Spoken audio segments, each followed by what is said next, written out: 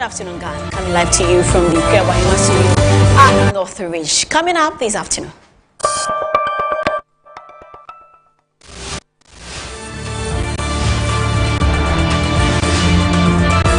The $100 million Eurobond obligation ahead of schedule, marking another major step in its debt service obligations.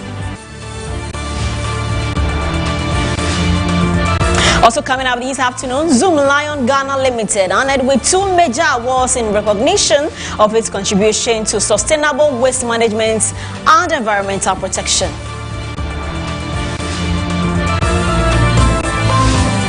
A week after Accra flooding, engineers and urban planners point to lack of special planning and weak law enforcement as primary drivers of perennial flooding. We will hear from them later on the show.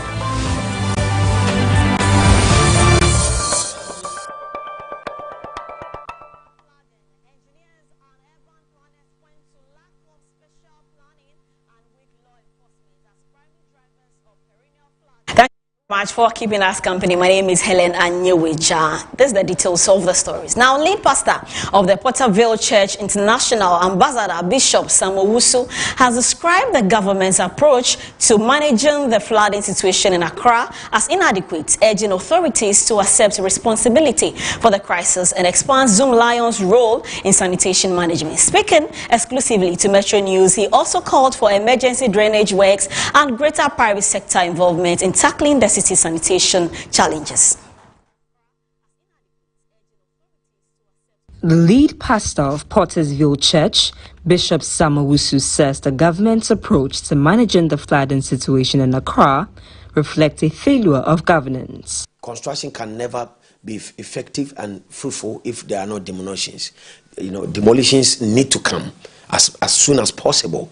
There are places, there are people that we need to demolish their houses. But you see, when we are doing these things, we should also think about the people that they are Ghanaians.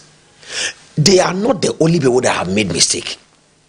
The government has also made mistake. The traditional rulers has also made mistake. So you are demolishing the person's house. What do you want the person to do? Die and we are happy?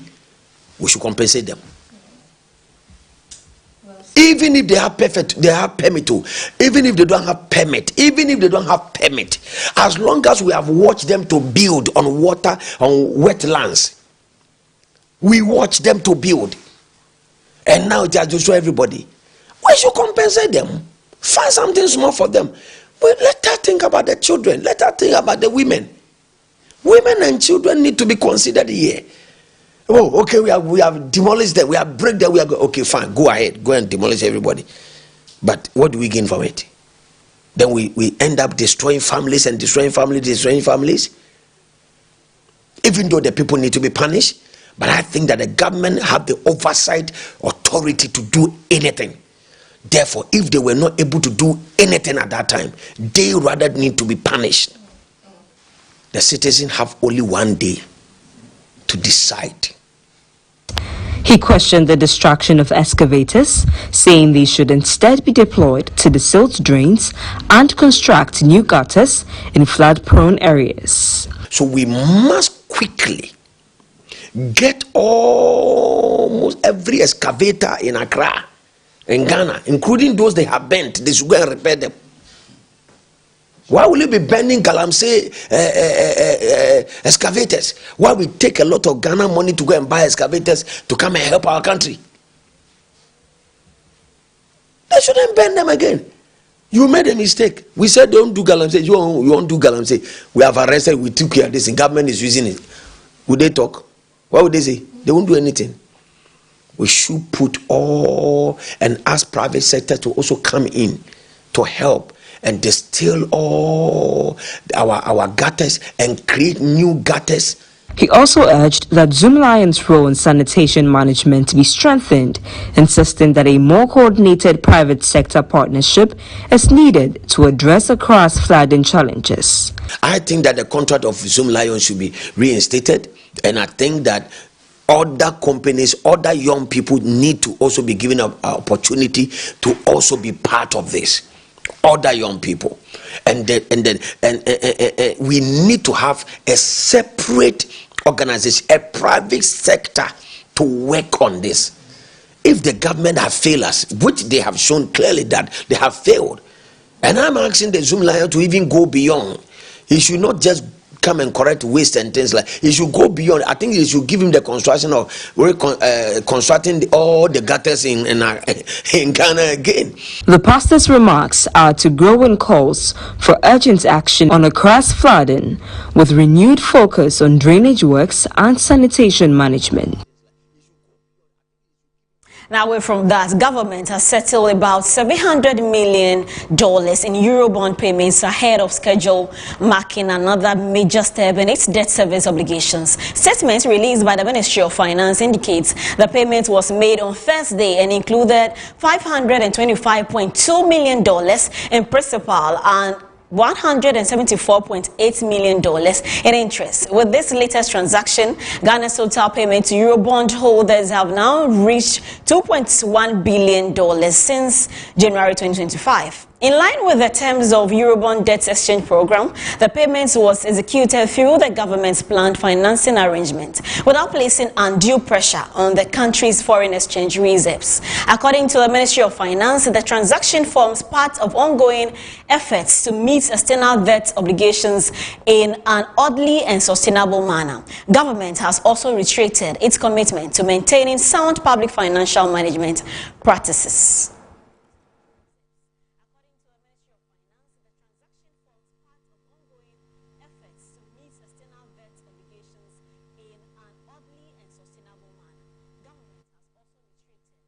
Now, away from that, stakeholders have launched a new campaign to combat rising drug abuse among young people and environmental degradation in the Bole district. Speaking at the launch, the Council of State member for the Savannah region warned that substance abuse is wrecking the future of young people and shattering their dreams. The launch of the campaign brought to one stage chiefs, students, health workers, political actors, police, and elders with a common fear of a generation slipping away to tramadol, marijuana, and alcohol, while illegal mining and filth poison the land. The campaign linked substance abuse to environmental degradation, noting that illegal mining and deforestation are often fueled by drug networks. The Council of State representative for the Savannah region who chaired the event, Alhaji Saidu Samson Abdu, said the older generation is deeply concerned about the negative impact of drugs on the youth and students, urging parents to improve their parenting style with innovative approaches, including monitoring of their wards. Sincerely, from the bottom of my heart, we want the youth to know that people who engage in drug abuse, people who engage in all forms of substance abuse have never progressed in life. Your life and your destiny is in your hand as an individual. If you attach yourself to these drugs, you destroy yourself forever, and that is most unfortunate. Your parents have suffered to bring you up, sent you to school. You have a duty to stay away from drugs and then to learn, put all the seriousness in, so that tomorrow you can grow up, come out with some qualification and be a useful citizen where your parents will be proud of you. The district chief executive for the Bole district vowed the assembly's full muzzle behind the fight and urged chiefs, parents and religious leaders to join the fight. The success of Bole district lies on the workforce of the youth. And for that matter, we pay much attention to the development of the youth.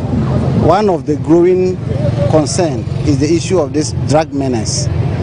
As you may be aware, Bole is a mining community where you have almost everybody coming in for daily sustenance. And for that matter, it comes with this insecurity. They are involved in all manners of drugs, just to mention those that you can mention. So we are concerned as a district.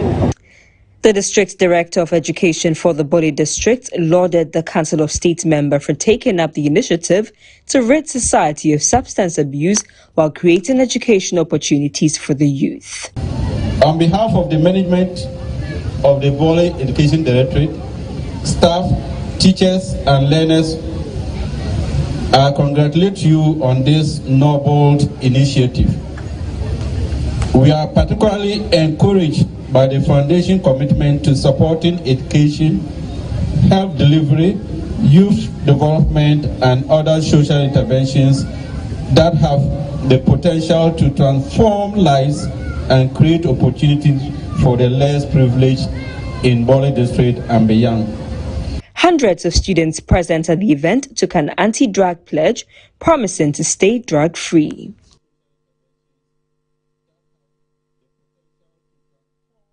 Away from that, let's now turn our attention to security, as the Sakumono District Police Command has recovered 140,000 cedis and an AK-47 assault rifle following a violent robbery attack on a mobile money vendor at Lashebi in the Greater Accra region. One suspected robber was shot dead during an exchange of gunfire, while his accomplice escaped and is currently being pursued by the police.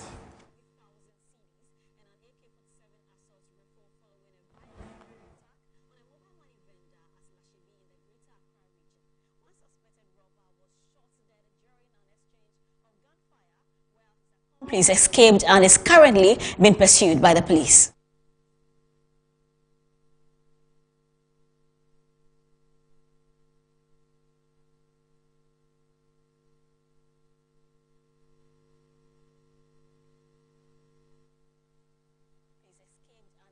Now, municipal and district assemblies in the Volta region have been advised against rushing to initiate new projects while numerous existing projects remain uncompleted. According to the administrator of the district's Assembly's Common Fund, Dr. Michael Harry Jensen, the practice of starting new projects before completing ongoing ones has contributed significantly to more than 8 billion cedis worth of abandoned and uncompleted projects across the country. Our Volta regional reporter, Gabriel Asempa, has more. A one-day working visit by the administrator of the District Assembly's Common Fund and his team brought together municipal and district chief executives, coordinating directors, and other key stakeholders in local governance.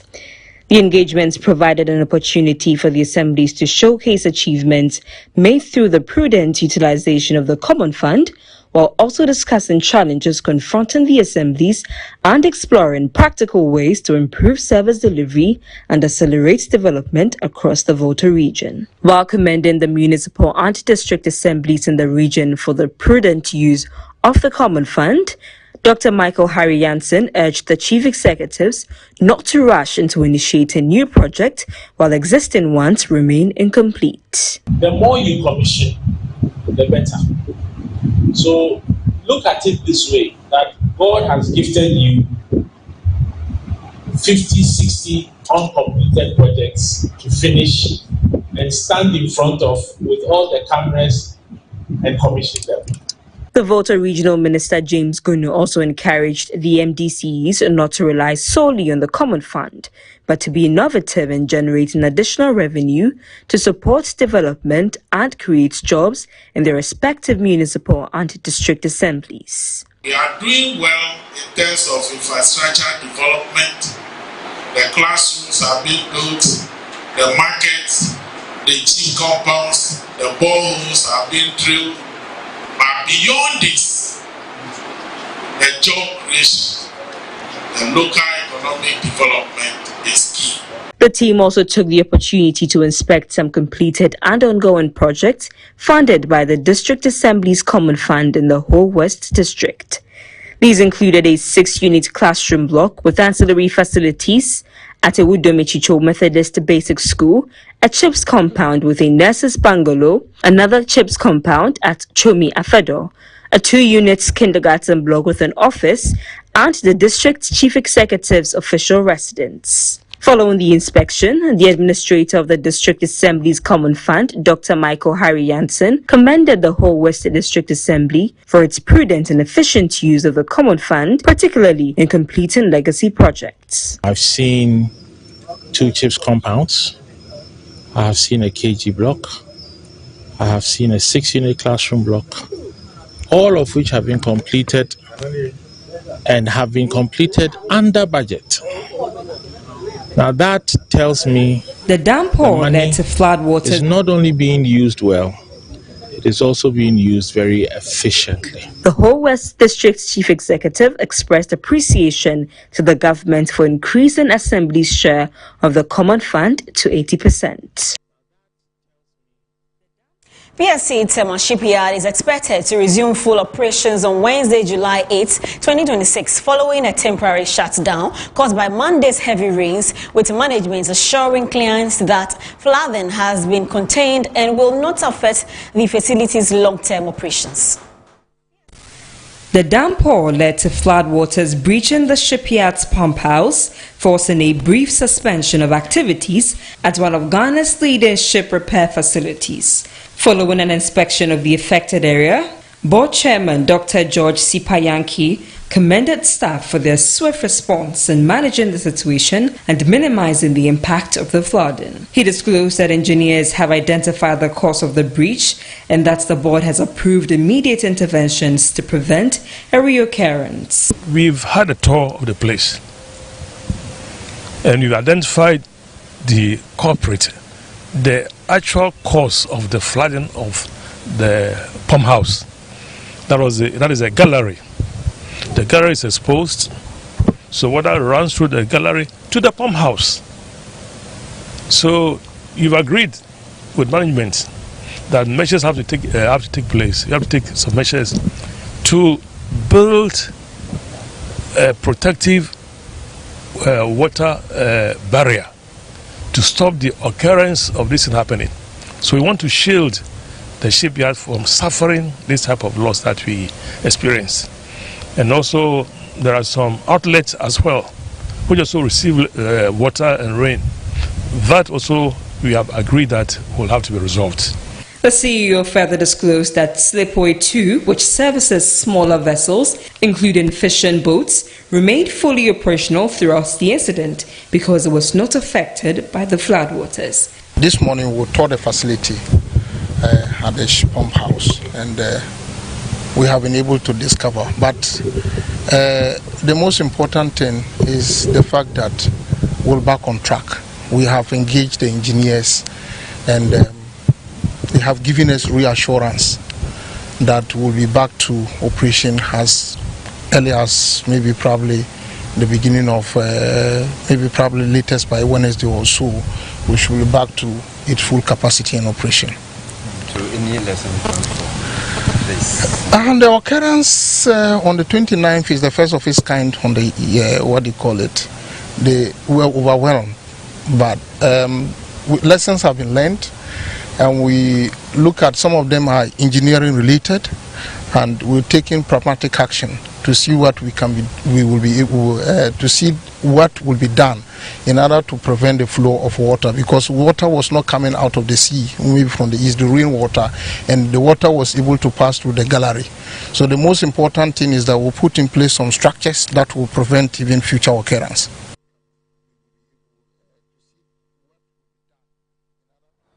Away from that, let's now turn attention to some lifestyle stories. As Acting Executive Secretary for the Creative Arts Agency, Gideon Aikwe, says the proposed Creative Arts Industry Act will ban the objectification of women in music videos and creative contents in order to sanitize the creative space and address systematic gender gaps in the creative arts industry. He made the disclosure at the behind-the-scenes BTS Research Project Dissemination Phase 1 in Accra.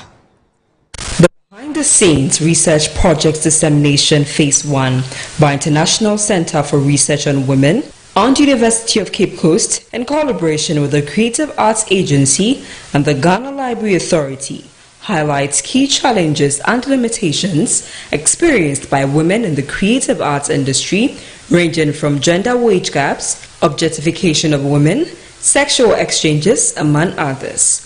The first phase of the project witnessed students from senior high schools engage in a visual arts contest. Participating schools included St. Mary Senior High School, Accra High School, and Kimbo Senior High School. Speaking at the event, Executive Secretary for the Creative Arts Agency, Gideon Aikwe, has admonished young women to desist from creating social media content that undermines societal values. Notes that in the Act, it's been said that if you flouted any of the regulations that is projected by the Creative Arts Agency, there is a penalty, and that's up to 2 years imprisonment and a fine or both. So you might want to conform, you might want to follow the regulations to the letter and make sure that we bring some sanity into that sector. And there's a bit of chaos in the sector. It has to be properly ironed, properly fine-tuned, and make sure it's streamlined to the extent that each and every person will see that yes, in order for the creative sector to boom, or to boom, the creative economy to be what we want it to be, Co-lead researcher and head of Department of Sociology and Anthropology at University of Cape Coast, Professor Georgina Yao-Duro urged government to always prioritize gender inclusivity in national policies. We are really happy to be having this program because it's a collaboration with the youth agency and the Ghana Library Authorities. We've had a creatives here today. We have shared facts of the findings of the race secretary span over the last 2 years. And this focus on women's experiences in the center, such as gender wage gap. We are talking about gender wage gap. We are looking at a situation where how women are remunerated and paid compared to how men are paid. The research surveyed about 500 women from several regions in the country. The findings is aimed at reforming the creative arts industry.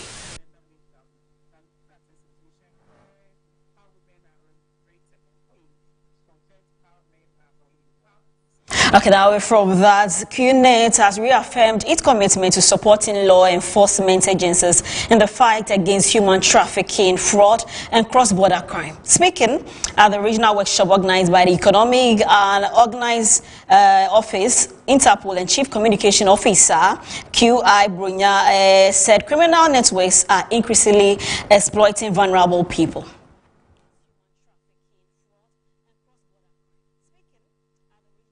In the West Africa region, which is where we are facing the majority of the problems related to brand impersonation of QNet, we have been actually implementing public awareness and education campaigns for a number of years.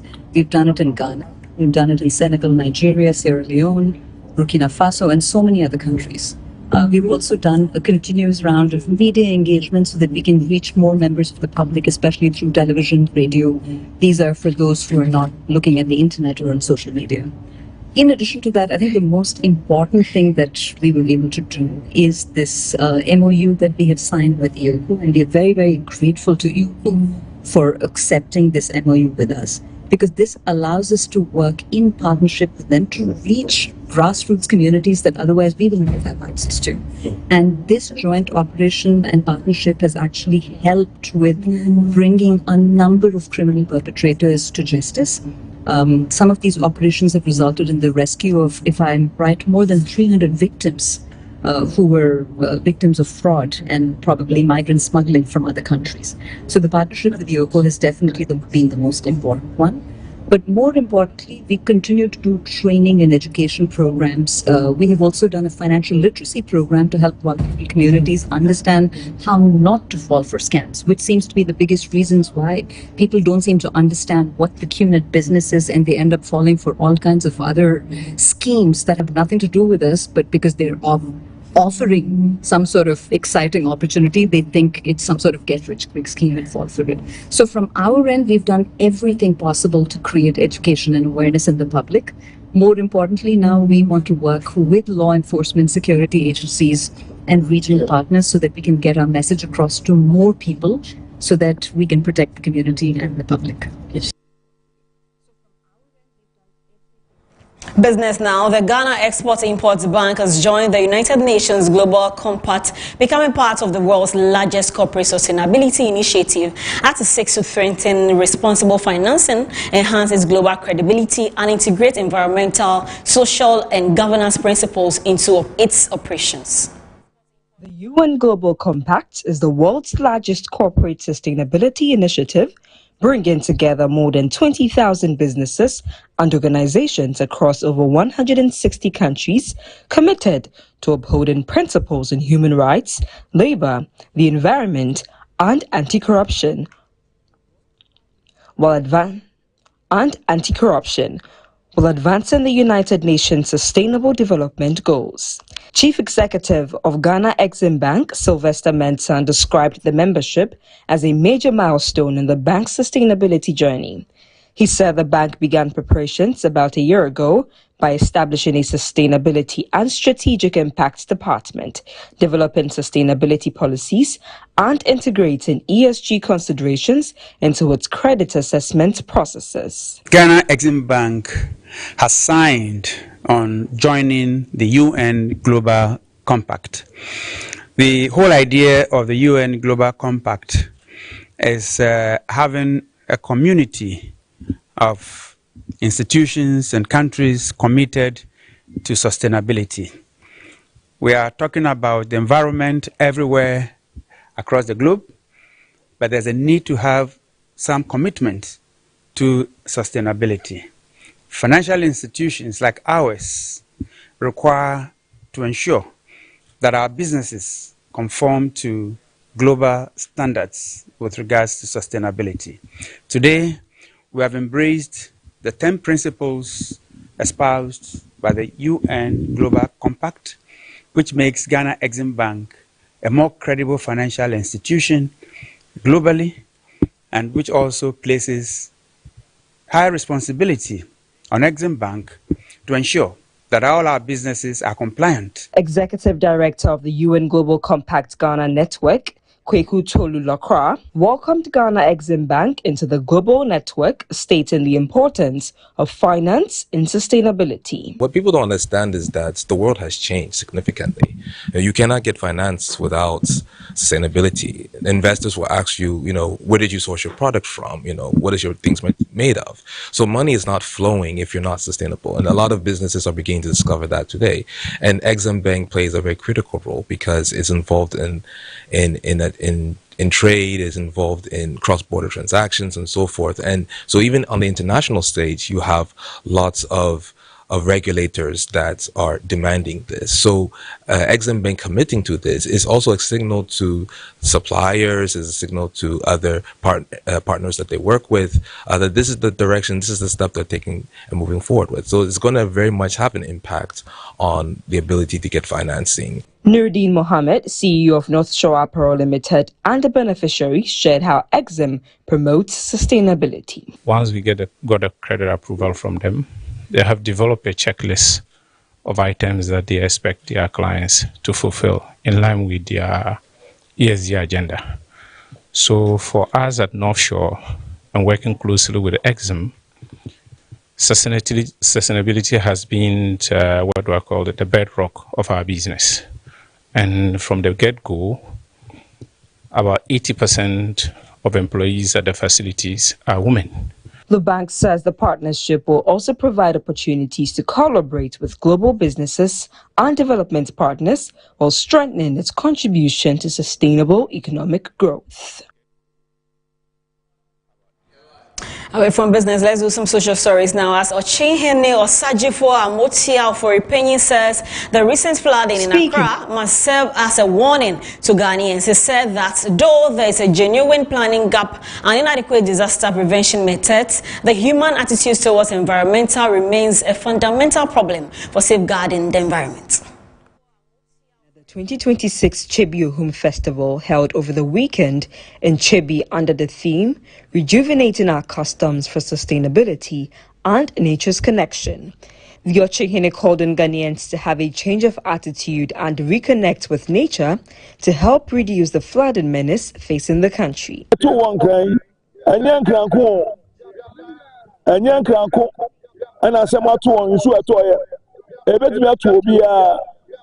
Ebetu babia se wudidi wie unum sanwie na woto bola egu babia wo hia obi ani ha na akofa bola na watu agugota mu enti afutuo ne se ye mmomode niema hotie emra ya brabo na se wo ye pese mkumnya na pese obi ye ya onyame ahwe. He expressed concern over the increase in drug and substance abuse in the country, calling for an urgent enforcement of the laws governing the sales of alcohol.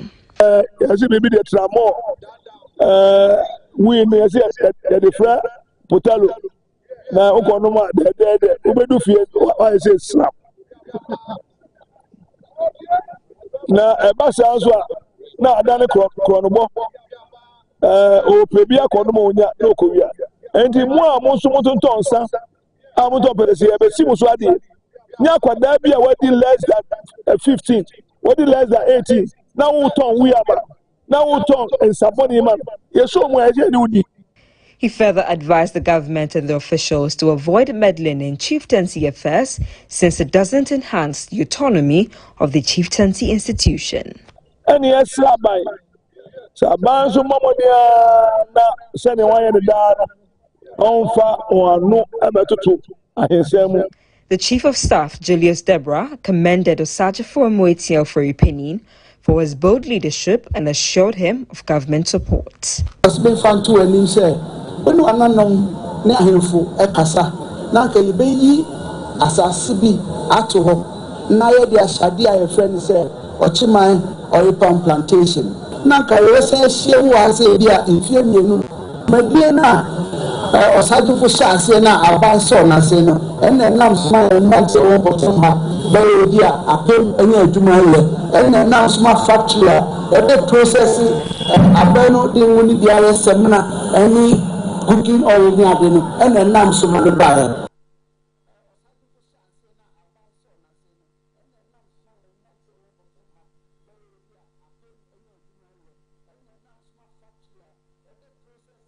Now, away from that, the residents of J. Chrome in the Commander Idina for a Brim municipality have benefited a free health screening and medical outreach following the recent heavy rains that affected the community. Exercise formed part of efforts to improve access to healthcare for community members after the recent heavy rains. Speaking to Metro TV's Nanejo Ampofo, the Secretary of the Community Development Council, Kwejo Atakakra, said the program sought to help residents know their health status through medical screening while providing free medication for those diagnosed with various health conditions. Whenever there's an ongoing development project in the community, we are the group, the community elders call upon to facilitate. So when Akuman Taso came to this community, I think we are the organization, we are the group that they contacted us, and for the past 2 years, I must say, Akuman Taso has been a benefit to the community. I must say, they've been helped that a lot. They've been coming here twice every year, and rendering free services.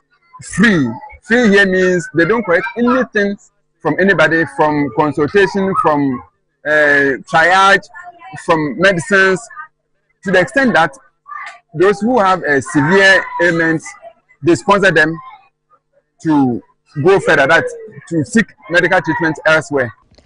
Dr. Selina Moore, a member of the team of doctors from the United States, expressed appreciation to the community leaders for their warm reception, adding that improving access to healthcare remains one of her priorities.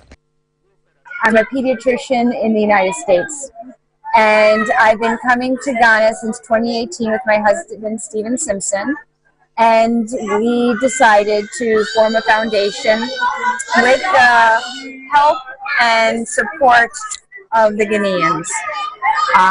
We founded the foundation both in the United States and in Ghana, and our mission is to help underserved areas who otherwise wouldn't have access to care. What we provide is free medical screenings for adults and children, and management of chronic diseases, prevention of chronic diseases, and acute care if needed. The laboratory director also spoke to Metro News. Laboratory services we rendered here today are hemoglobin testing, malaria testing, typhoid testing, hepatitis B testing, syphilis testing, sickle cell testing. Thank you. Some beneficiaries expressed their appreciation to the Community Development Council and the Akuman Taso Foundation for bringing quality healthcare services and free medication to the community.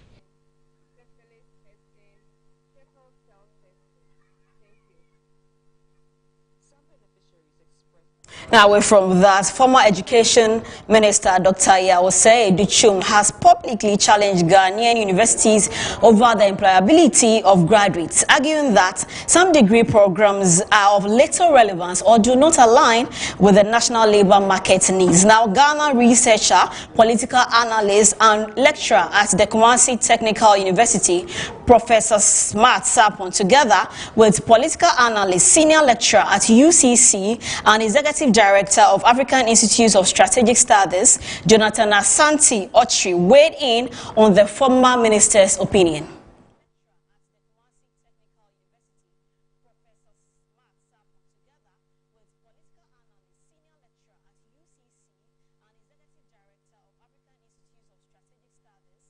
We apologize for the hitches there. We will bring you that story in our subsequent bulletins. This is where we wrap up for the news updates on Good Afternoon Ghana. My name is Helen Anyeweja. That's much. Okweku, so standing by for more after this break. Do stay.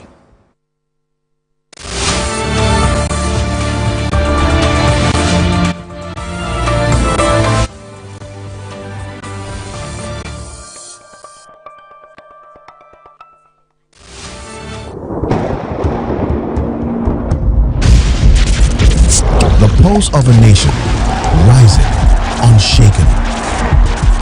When the Black Stars take the world stage, we don't just play, we bring the storm. Fuel the dream. Support the Black Stars. Storm Energy Drink. Make your mark.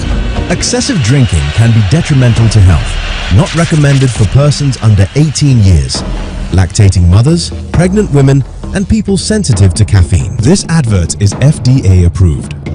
As the days come and go, there's always shit. Let colleagues explore all the planetary bodies. Our mission is in Uranus to treat hemorrhoids, anal fistula, anal fissure, anal incontinence, hidradenitis suppurativa, using laser ligature for pain-free and speedy recovery. On Uranus Street, Accra, is Main Tuber Hospital and Coloproctology Center. Trust Uranus with us and we will delight you. Visit Main Tuber Hospital today or call us on 0244 581 541.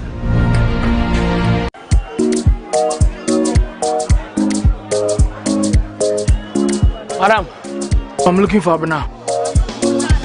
Abena, there's someone looking for you.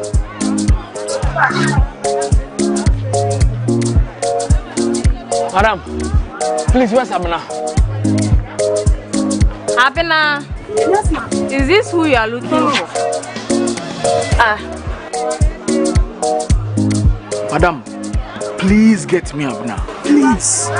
Della. Abena, bra. Oh, Abena. It's not Abena rice. Eat any of that. Abena rice. And Nijin Kwa. FDA. In my line of work, a confident smile is everything. Kel Charcoal toothpaste keeps me on top of my game and ensures my smile is always radiant and bright. With the tiring nature of my job, we spend several hours under the scorching sun. To keep our teeth white and our breath fresh all the time, we use none other than Kel Charcoal toothpaste. Kel Charcoal toothpaste.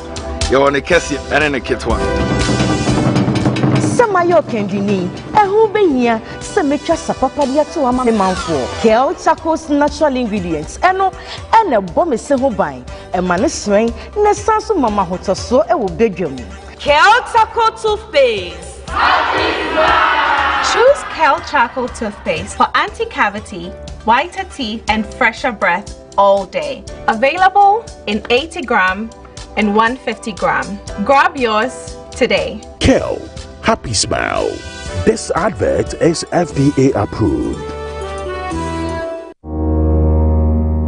finding my dream apartment in just 2 days was a breeze with 7terragh.com. Looking for your next home, the perfect piece of land, or the best commercial property for your business? Are you worried about sending money home for property and finding nothing when you return? Well, worry no more. 7terragh.com is just a platform to find prime lands, perfect properties, or vibrant real estate development at the click of a button. 7terragh.com is your go-to property listing platform that allows you to register, list, rent, buy or sell, and connect with correct agents. With our AI-powered smart search, personalized dashboards, verified agent connection, and interactive property maps, all your property needs have been made easier. Check us out on 7terragh.com or contact us on 0302 998 246 or 0561 032 252.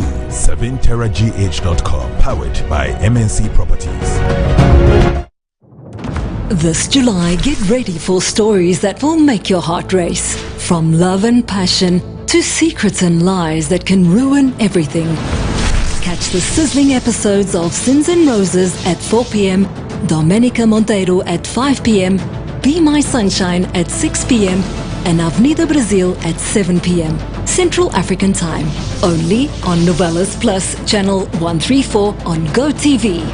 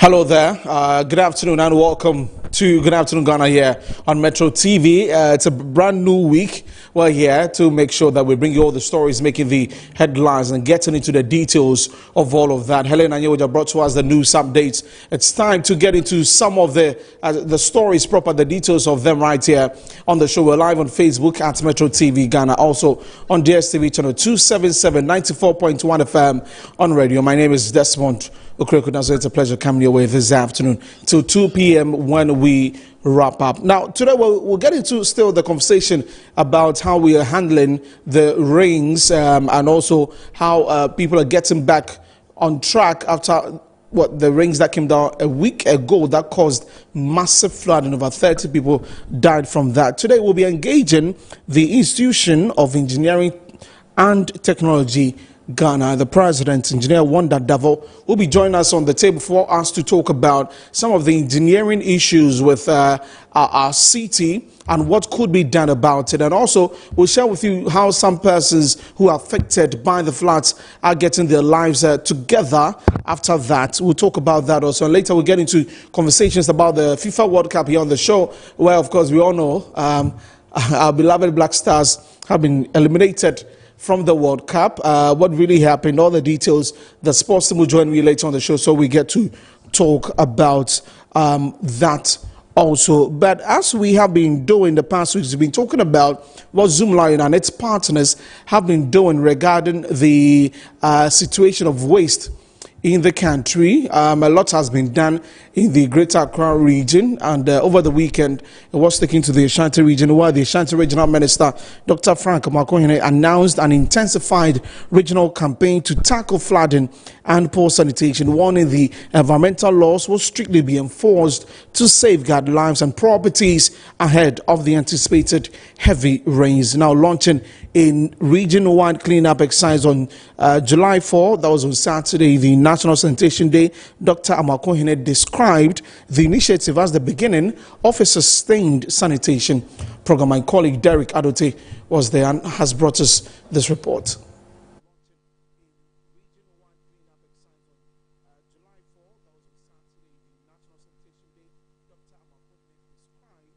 The interventions in Kumasi in the Ashanti region, the Ashanti Regional Minister, in partnership with Zoomlion Ghana Limited, NADMO, and dredge masters, have begun desilting and dredging major drains in the region to curtail and mitigate the incident of flooding in the region. The simultaneous exercise saw cleanup teams deployed to key locations, including Airport Roundabout, Krufrum, Asokore Mampong, and other flood-prone communities.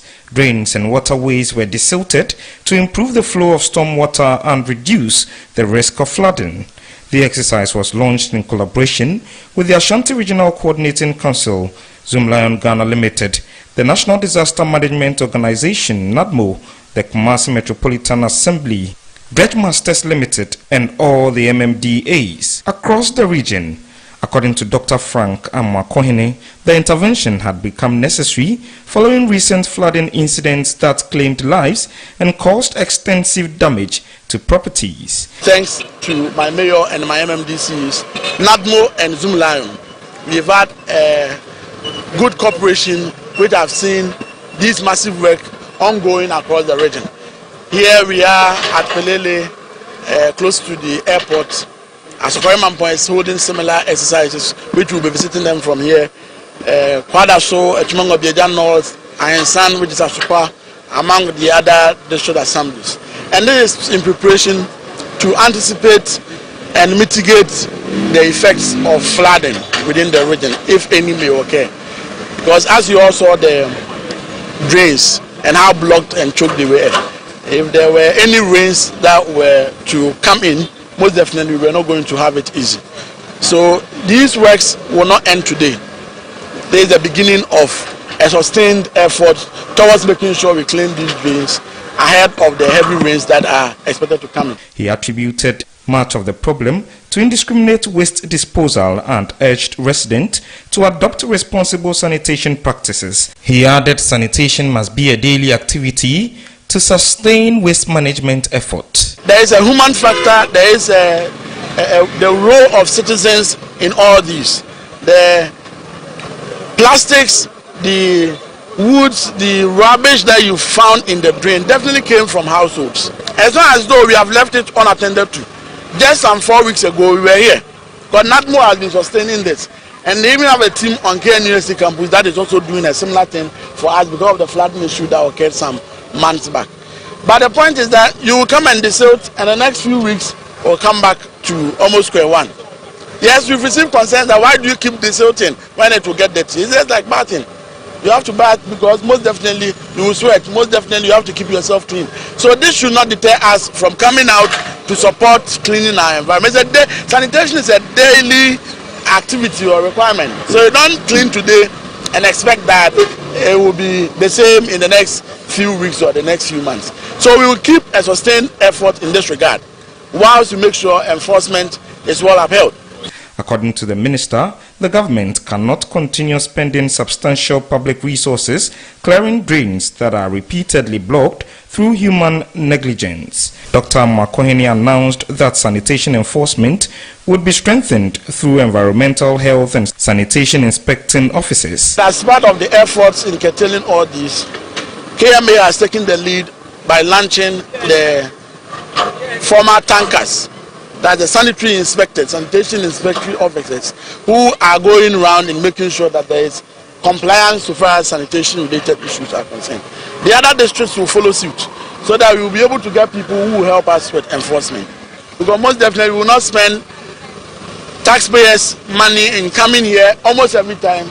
Come and they silt the drains. He added that residents who provide credible information leading to the arrest of individuals engaged in illegal dumping would continue to receive rewards under the region's whistleblower program. In some weeks back, we made an announcement that anyone who could provide us evidence of people who are dumping indiscriminately will be rewarded. Thankfully, everyone who has submitted evidence and same has been proven or substantiated have received their rewards. So we are calling on the public that offer is still in full force. Beyond that, there are others too who have been prosecuted. I remember one of the cases that they have been sentenced to imprisonment for about 14 days, some for 30 days, and others. So this is to send a caution that we are ready to enforce the laws. So anyone who wants to go to market or go to town with their refuse or store them or hoard them in expectation that when the rains are coming, they will just come out and dump them in the rain. Be well advised. Supporting the initiative, the Managing Director of Zoomlion Ghana Limited, Doris Kweko-Ejei, reaffirmed the company's commitment to improving environmental sanitation through its corporate social responsibility initiatives. On Monday, we all know what happened. We had a major disaster in terms of flooding in parts of our country, Ghana. And so Zoomlion, believing that our mission is to improve the lives of people, we are here and our heart goes out to the affected citizens of Ghana, those who have lost properties that have been destroyed, businesses and the communities. Our hearts, prayers and thoughts go out with you. Zoomlion believes that in times like this, we need to deploy our trucks, our expertise to clean up and support the government and the people of Ghana. Governments cannot do it all alone. And so we are here, we are cleaning Ashanti region. We did at Greater Accra, and today we are here in Ashanti. She also announced that the company would carry out fumigation in flood-affected communities to help prevent the outbreak of diseases associated with stagnant water and accumulated waste. We know that after a disaster like this, we need to intervene in terms of fumigating the areas so that we avoid certain diseases that may affect us in times like this. So the mission is one: cleaning after the floods and also making sure that we fumigate all necessary places. It's all towards the development of Ghana, and it's all towards support to government and the communities that have been affected. This is development towards Mother Ghana, and we also believe that sanitation in this country, sanitation in Ghana can be resolved and can be sustained by Ghanaians. It is not about Zoomlion, it is about Mother Ghana. She expressed sympathy to victims of the recent floods and urged Ghanaians to make sanitation a daily responsibility. I believe that this is a collective responsibility. We are Ghanaians and we need to develop Ghana. And so attitudes and behaviors plays a key role. And that is what we see: choked gutters, choked drainages. You will find plastics all over the place. But I believe that if we all change our attitude towards sanitation, knowing that sanitation issues is not just for government, it's not just for Zoomlion, we would all succeed in this fight. And this means that change of behaviors and attitudes towards sanitation disposal.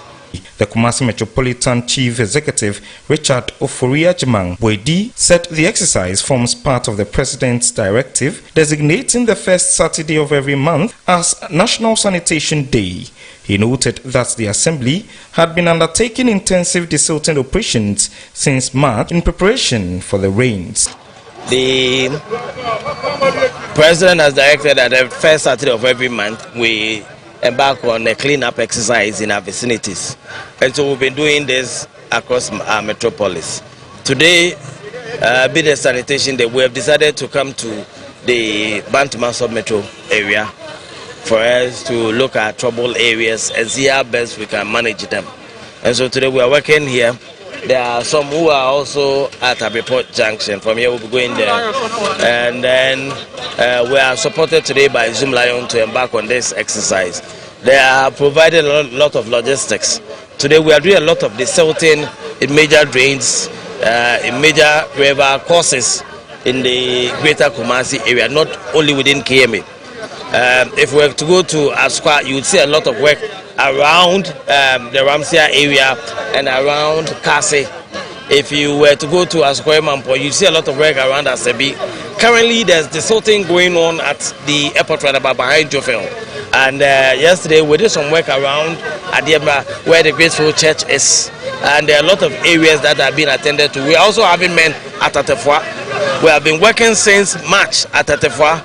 And because of the volume of work there, we are working till we are able to come to a firm conclusion that every difficulty that we envisage has been dealt with. According to him, sanitation enforcement across the metropolis will be intensified from Monday, July 6, with inspection teams expected to visit homes and communities to ensure compliance with environmental regulations. The KMA is embarking on arrest of individuals who misconduct themselves as far as sanitation in a metropolis is concerned. And so beginning Monday 6th of June, we are starting enforcement on our sanitation laws. And so we begin for the Mensah South Sub-Metro. We are going to be in the DHMC electoral area for 1 week. We make sure that every gutter is cleaned, every environment is cleared, every house is kept tidy, every weed around any house is cleared, so that we can have a clean Kumasi. He cautioned that enforcement of sanitation bylaws would not be politicized in the region. My thing is that we in the NDC have been voted for to come and change that which was bad within the previous government and bring about improvement. And so when we give out instructions on activities that we will embark on and make sure that Kumasi is having an improved management beyond what was happening in the previous government, and somebody says I am NDC, and so because of that I would want to flout the law, I will not entertain such persons. And so if you're NDC, you should be the first person to look at the interest of the government and do that which is right, and make sure that we position the government in a very good light, so that Ghanaians will continue to have confidence in us and continue to give us the mandate to rule. So if you're NDC and your activity is going to give us a bad image, I will deal with you. Dr. Mwakohene used the opportunity to call on traditional authorities, assembly members, community leaders and residents to actively support the campaign, emphasizing that the government alone cannot achieve a clean environment without the cooperation of citizens. For now, the call is that everyone should be responsible for the waste they generate. Reporting for Metro News, Derek Adote, Ashanti Region.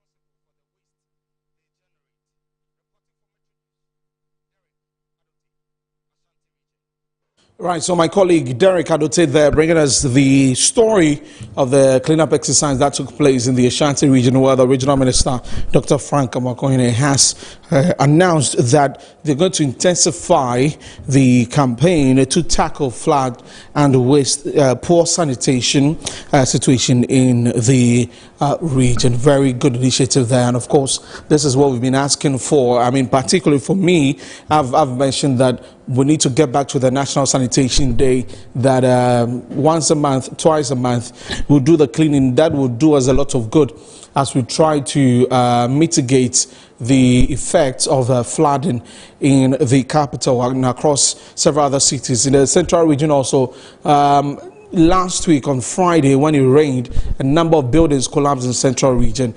It has become an issue because anytime the rains come down, several buildings are collapsing in the central region. So we'll definitely try and get to talk about that also. But we'll also be speaking to the president of the Institution of Engineering and Technology, Ghana, Engineer Wanda Davo. You'll be joining us in a bit. So we're going to take a break. When we come back, there's more right here on Good Afternoon Ghana. Stay with us.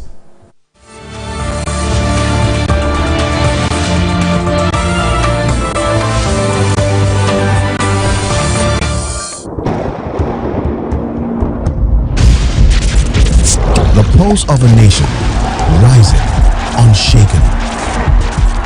When the Black Stars take the world stage, we don't just play, we bring the storm. Fuel the dream. Support the Black Stars. Storm Energy Drink. Make your mark. Excessive drinking can be detrimental to health. Not recommended for persons under 18 years, lactating mothers, pregnant women, and people sensitive to caffeine. This advert is FDA approved. Today's class is going to be an exciting one. Now, who can share an unforgettable moment in their life? Okay, Asempa.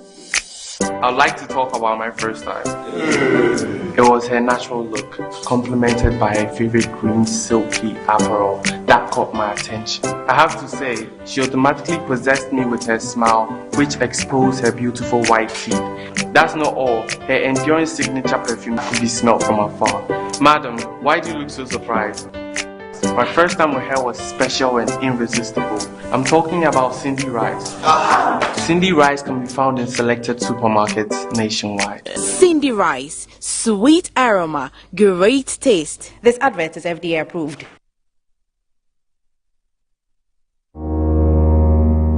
Finding my dream apartment in just 2 days was a breeze with 7terragh.com. Looking for your next home, the perfect piece of land, or the best commercial property for your business? Are you worried about sending money home for property and finding nothing when you return? Well, worry no more. 7terragh.com is just a platform to find prime lands, perfect properties, or vibrant real estate development at the click of a button. 7terragh.com is your go-to property listing platform that allows you to register, list, rent, buy or sell, and connect with correct agents. With our AI-powered smart search, personalized dashboards, verified agent connection, and interactive property maps, all your property needs have been made easier. Check us out on 7terragh.com or contact us on 0302-998-246 or 0561-032-252. 7terragh.com, powered by MNC Properties. In my line of work, a confident smile is everything. Kel Charcoal Toothpaste keeps me on top of my game and ensures my smile is always radiant and bright. With the tiring nature of my job, we spend several hours under the scorching sun. To keep our teeth white and our breath fresh all the time, we use none other than Kel Charcoal Toothpaste. Kel Charcoal Toothpaste. You're on a Kessie and in a kit one. Samayo Kendini, a who be here, Semetra Sapapadia to a mammy man for Kel Charcoal's natural ingredients, and a bomb is so by a man is rain, Nesansu Mama Hoto so a will bedroom. Kel Charcoal Toothpaste. Choose Kel Charcoal Toothpaste for anti-cavity, whiter teeth, and fresher breath all day. Available in 80 gram and 150 gram. Grab yours today. Kel, happy smile.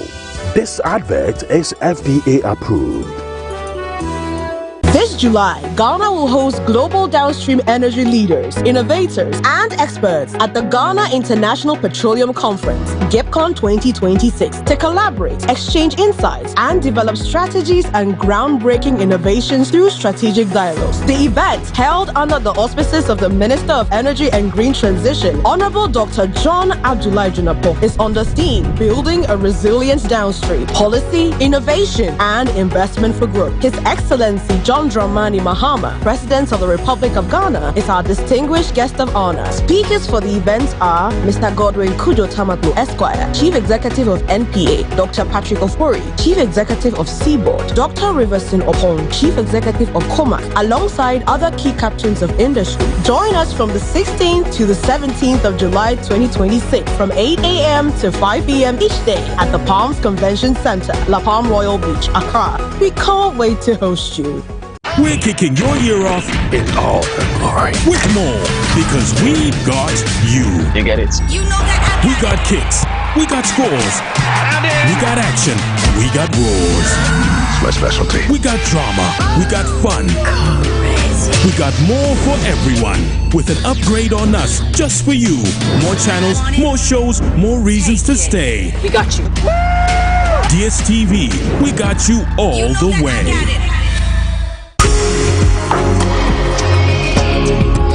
From finding your dream home to building a legacy for your family, the Homeowner Show has been your trusted guide. How sure are you what you are getting is the right land? And it has to do with searches, land commission, checking social planning authority, checking everything to make sure that what you are buying is not a problem or a challenge prone transaction. The stress of even not owning a house and constantly coughing up to rent is a big issue. Join me, Hannah Atiasi, and my distinguished panelists as we delve into exciting conversations. Season 3 of the Homeowner Show, every Saturday at 6 p.m., only on Metro TV. Don't just own a house, build a legacy for your family.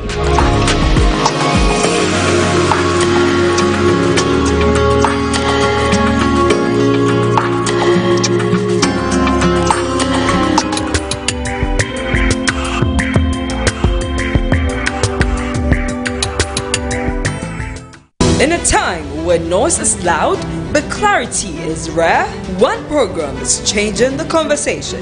Welcome to the Intelligence Desk. This is not a talk show. This is a working studio. Each week, we break down the biggest national and global issues from AI and digital transformation to trade, jobs, governance, and national competitiveness, and turn complexity into practical, usable knowledge. Sharp questions, structured thinking, real solutions built live on air. With resident resource person Dr. David King Boyson, the show moves beyond commentary, designing frameworks, mapping strategies, and holding decision makers accountable. From the big issue briefing to the strategy lab to the innovation and opportunity board, every episode delivers tools you can use. If you care about Ghana's future, if you value clarity over chaos, if you believe leadership requires intelligence, then this is your desk. The Intelligence Desk, hosted by RSM Kofi Dole Lawson on Metro TV, where Ghana thinks forward.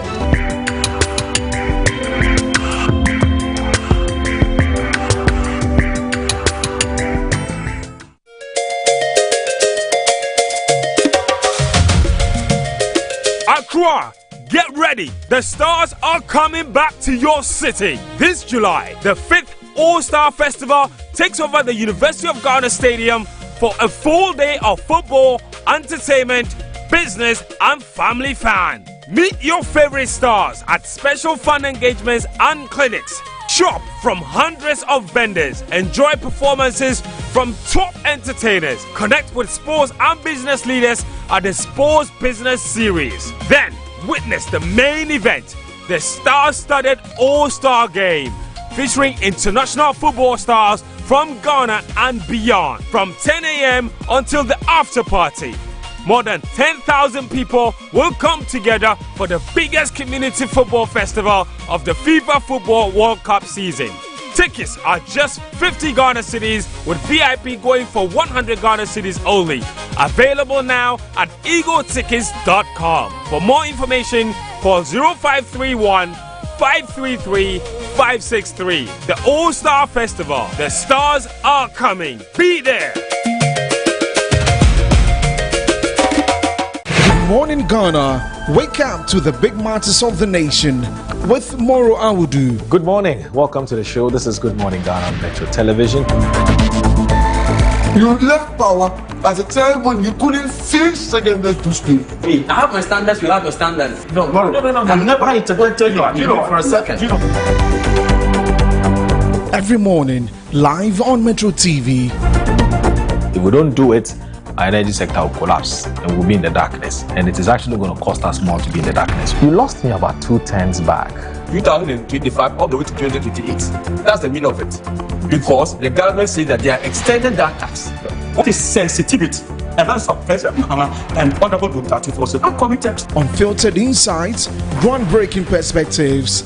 Expenditure is key, but you can't spend when you don't have the money. We go again next day. Good morning, Ghana.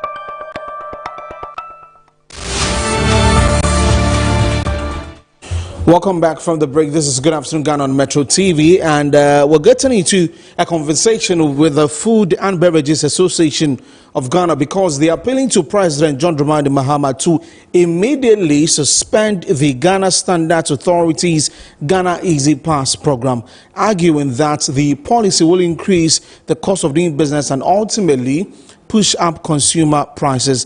Now, the association contends that the proposed mandatory pre-export conformity verification system will impose additional financial and administrative burdens on importers at a time when businesses are already grappling with the elevated operating costs at the ports. Now, the Ghana Easy Pass program requires selected imported goods to be inspected, tested and certified in their country of origin before shipment to Ghana to ensure compliance with the country's standards and technical regulations. And we're going to speak to, that is Samuel Atuagri. He's General Secretary for the Food and Beverages Association of Ghana, as we call them, FABAG, for more explanation on this. Good afternoon, sir. Thank you very much for your time here on the program.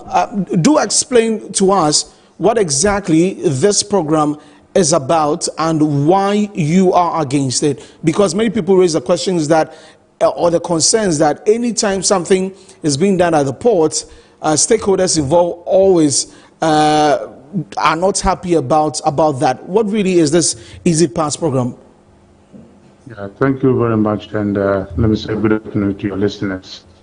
Let me first of all say that the statement as issued was placed on the media by the chairman. Actually, if you look at the nitty-gritty. Hello, Mr. Agri. This wasn't there. His understanding to the program itself has not been, he has not been briefed very well. But let me go ahead and say that the COC, or the Easy Pass, as we call it now, sometime back in 2015, this same program came up, and FABAG kicked against it because of the way it was structured. So down the line, somewhere in 2022, 23, it was reintroduced, and all the things that we have said was not in conform. It has been removed, and then ensure that the proper thing is being done. Now, the only thing that we are having problem with, and which is a problem for everyone who does import or export, is the costs, antecedent costs that goes with it. When you are exporting, it has been stated clearly, you need to go through this conformity assessment to ensure that the product that you are exporting meets the standard of that regulatory country that is importing from Ghana. So they need that to ensure that the product itself meets the quality assurance. So if you don't do it, the product gets there, and sometimes you see Ghana exports, and what they do is that they re-export the product back to Ghana, or they are destroyed at the importing end, because they will not allow such product to go into their markets because it doesn't meet certain standards. So this is what the Ghana standard is set to do, to ensure that all these things are met before product leaves the shores of Ghana. Now, if you look at the list that has been listed, all the items that has been listed, there's nowhere that you find a food and beverage, because that one is regulated by the FDA. So it remains the purview of the FDA to ensure that the standards and the safety aspects are met. So Ghana standard does not come in those areas. So with the Easy Pass, all the enlisted products, you'll see that this has to do with high risk contents. And for product, any chemical that should come into the country, Ghana standard has to ensure that the product that is coming really meet the standard that is intended for before it's used for whatever that has to be produced for. And then if you look at the finished products, you just cannot import anything that has been produced in the name of certain finished products, and then you dump it here on us as a product that we need to, because at the end of the day, that same product could cause also a health problem for end user or the consumers. Take something for instance, if you are importing used clothes and you need the Easy Pass, what it means is that you have to ensure that whatever that you are bringing in really is acceptable for the consumer to use. Because very often people do imports, and when the container gets to the destination, you realize that they cannot even sell the product and they have to dump it. And you don't know who those things in that container before it gets to Ghana shores for them to clear. And it gets to your destination, and most of the times, some of them they cannot even sell at all. So they have to dump it on Ghanaians as a dumping ground. If you take something like toys, for instance, whatever goes into the plastic use, the EPA and the Standard Authority are ensuring that whatever that you are bringing in the name of toy meets the standards that is supposed to, because there are certain chemicals that are not allowed in producing those toys. Okay. And very often products that are imported from China, for instance, are shoddy products that they bring into the country. You buy those products, and 2-3 days, those products becomes a death trap. You just throw them away, waste of money. I will give you a typical example.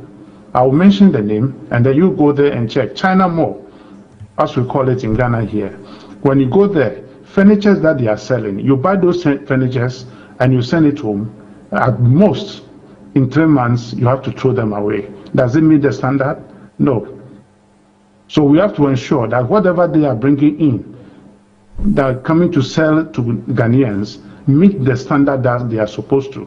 Because they cannot do same when they are exporting to Europe or exporting to the Americas. Because Ghana, we accept anything, and therefore there's no control.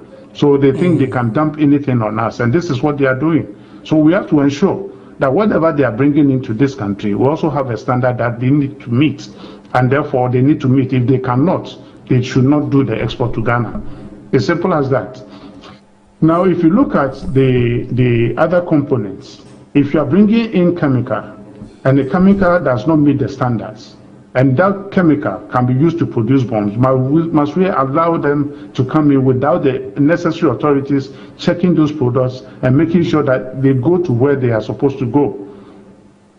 So these are some of the things that this Easy Pass or the ACAC set to put in place. But if there's any cost that we need to look at, that is where we have said, look, you cannot burden the importer in this way. You need to do what is right for them to also do their business in a way that we can all play on a level playing field. Otherwise, what it will mean is that they will be charging unnecessarily, because inside that same document, they have said the GSA has the right, or they have the reserve right to increase prices the way they want. And this should not be allowed, because the only authority that has the mandate or the power to approve fees and charges is the Ghana Parliament. They have the right to accept and approve charges the way it's supposed to be. And by doing that, they need to do that with the stakeholders agreeing to those fees, and then they can put it before Ghana Parliament for them to approve. Otherwise, there's no agreement. So these are some of the things that we need to talk about, because it does not affect food and beverage in any way. So that statement, unfortunately, I will ask Ghanaians to just overlook, but then we should look at what goes into the policy. If there's something that is wrong, we need to look at it, agree, and then make it a perfect document for it to work. Otherwise, we cannot just oppose everything the way they are and we say we don't want it. The way it came before, there's been drastic transformation. And therefore, I think the way it is now is more acceptable than it used to be when we said we will not agree. And if you look at the changes that has been done, yes, of course, we can accept it the way it is. So it's most unfortunate that this statement came out, and I apologize for that. Okay, right. I do understand that, but Share with me what is happening at the port, because I know that for some time now there has been a bit of uneasiness at the port regarding some of the tax. I remember that a few months ago we talked about the Publican AI system that was heavily opposed by many of you. So how's business been at the port in recent times?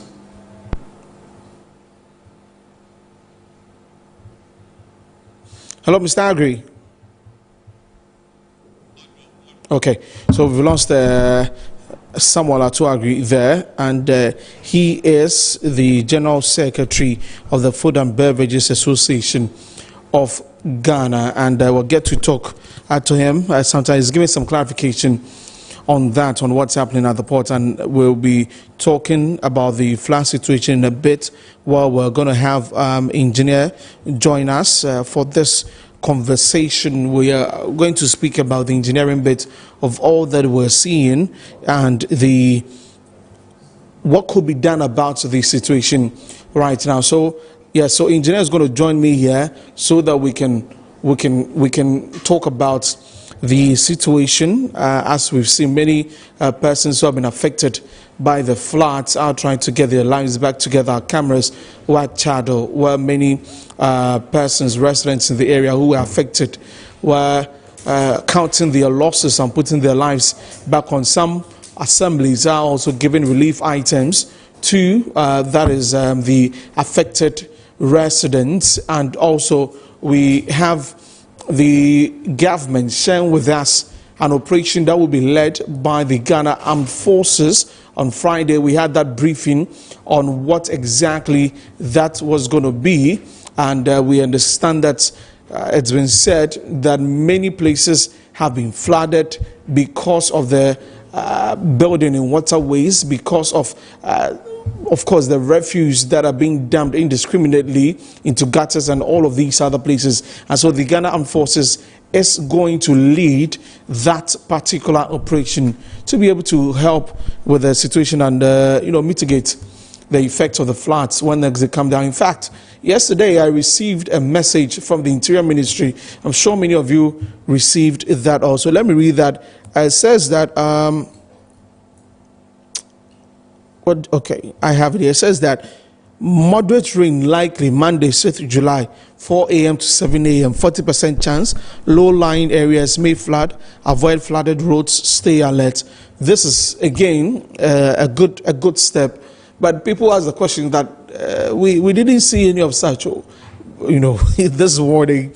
But we'll try and get to the GMET also for some explanation on some of these things. Well, they added that it's a 40% chance that it would happen. That is very low, but many people thought that with the message that came through, there'll be some rains here and there, and had planned their lives according to that. Also, when we had that from Thursday, Friday, Saturday, that was the last weekend, we're going to see some rains coming through. Later, we heard from the GMET that it didn't exactly state that. But we'll talk about that later. Engineer Davos joined me here. Let's get into the conversation quickly before we talk about the Black Stars. Engineer, welcome to the program. Thank you so much for joining us. Let's get quickly or straight into the conversation. Yeah. You followed the brief on Friday from the Ghana Forces? Yes. What did you make of that? I think in the first place, let me use this opportunity to extend my greetings to Engineering Council and then the IET, Institution of Engineering and Technology, and all engineering practitioners in the country. I think that it's in the right direction. The fact is that the last time I mentioned that there are two major things that are causing this flooding. The first one is about global warming, which is resulting into climate change. And then the second one is about urbanization. The urbanization bet is where we have to pay much attention, which means that when you are urbanizing, when we are increasing in population, you need to design, you need to plan the area such that you will be able to cater for the flow that will be coming. Because if you are in a rural area and it rains, the permeability of water is very high. And so when you are in urban settlement, the place is cleared. Sometimes people even concrete the surface, and so the water doesn't percolate. And when that happens, it means that you have a lot of runoff. And in that that case, you have to design the town for it. You have to plan well such that when the rain comes, it's discharged to wherever it's supposed to go. And so if the people design, but the development of the scheme, it's not in conformity with the design, then water will run into people's houses. And so it's in the right direction when the military or the Ghana forces decide that, okay, this is what we are going to do. Okay. We are going to clear these structures out of the waterways. Okay. Over the past few days, I've seen videos from, I think, somewhere in the 1970s when it flooded. Yes. I've seen videos from 1995 where it was former President Jerry John Rawlings who went around when Accra got flooded. Yes. And then comparing that to a few years ago, even how Circle was before the flyover happened and all of that. If you take a look at all of that, and from your perspective as an engineer, would you say that we had done right in terms of trying to accommodate a lot of people who are moving to Accra in terms of urbanization, as you mentioned? And so we've done well in terms of the engineering bit, but maybe there's still a lot that needs to be done. Yes, let me say the engineers who, I would say they have done so much, looking at the design that they have, but the design has to be implemented. Okay. And so if it is well designed, you think that by 10 years' time, the drain that I'm designing will have to be redesigned, we have to reconstruct it, but 50 years down the line, it is the same drain that we are using. Right. Then you realize that the design is all right, but the implementation is null. That is where we have the problem. And because I indicated the last time that when you are designing a drain, you look at the catchment area, you look at the vegetation over there, and then you look at the total drainage or the total volume of water, what we call the rain intensity at the time. That will determine the channel of the drain that you are going to construct. Now, when you design this 20 years down the line, the vegetation is cleared, the place is totally concreted, then the volume will automatically change. But if you are not able to change this drain that has been designed 20 years or 50 years back, then automatically when it rains, the rain intensity will overflow the drain that has been designed.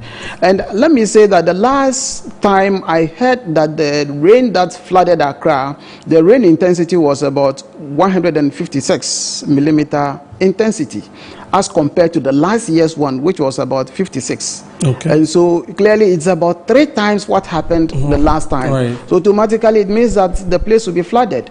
And that means that we need to plan for it. If this time we are having this channel and then this rain intensity flooded a place, next year we may have about 2 times that. As what are we doing in order that when this type of rain comes, it will be accommodated? Do you think as engineers your expert advice, or you have been engaged enough by MMDs, by the government, when it comes to these things and redesigning the city? I think that the Ministry of Works and Housing, under which we have a hydro authority, we also have Engineering Council under the Ministry of Works and Housing. Under the Ministry of Works and Housing, under the Engineering Council, we then have the engineering bodies, IET and GHIE. And the 2 bodies they regulate engineering practice in the country. And all these people are working under the Engineering Council, who then report to the Ministry of Works and Housing. And I know my colleagues that are with the Ministry of Works and Housing, and I know my colleagues that are with the Hydro Authority. They are very good. And that is why I'm saying that the plans that they have, if they are implemented, we will not have the challenges that we have. The implementation is the problem. Yes. As you drive to Accra, which places do you see, and from an expert point of view, you see that these places need a whole overhaul in terms of engineering of the roads, the gutters, the buildings there? So clearly, if you look at the rain that happened last Monday, it exposed all that we have. The volume of water, sometimes when you even use a drone to look at it, you ask yourself, the drains that we have, if we should increase it, would they be able to carry this volume of water to the sea in the shortest possible time? Okay. So from that point, you realize that the channels that we have, they are insufficient to drain this water, and clearly we'll be having flooding. When you drive through Circle, you move through Adabraka, going down to Accra, Rawlings Park, thereabouts, you realize the structures over there, they may be having some underground channels, but they may not be enough to discharge the runoff that will be coming. Because from Ebri right down to this place, the whole place, if it is not concreted, they are cleared, and the percolation is very few. So any rain that comes will automatically tend to be a runoff. And so you must design such that when it comes, it will be collected and discharged to the sea. And if that is not there, automatically it will come back to people and it will flood people's houses. Very interesting there. Now the government is looking at all of these possibilities of re-engineering the city. What would be the critical things that government would have to look at before it gets on with this? First of all, I think we have area views of what we have as a country. And there is something that we call orthophotos. You go to the air, you can use drone to pick pictures, put them together, and then you have spreadsheet of the town. Now, we should be able to determine the flow of water. And then we should be able to straighten them. We don't, you see, when rivers are meandering, the movement is sometimes curtailed. And so, but when they are straight, the movement is very straight. Two, we also have to have what we call detention pond. Any rain that comes at the top must be collected for some time and then discharged into the system gradually.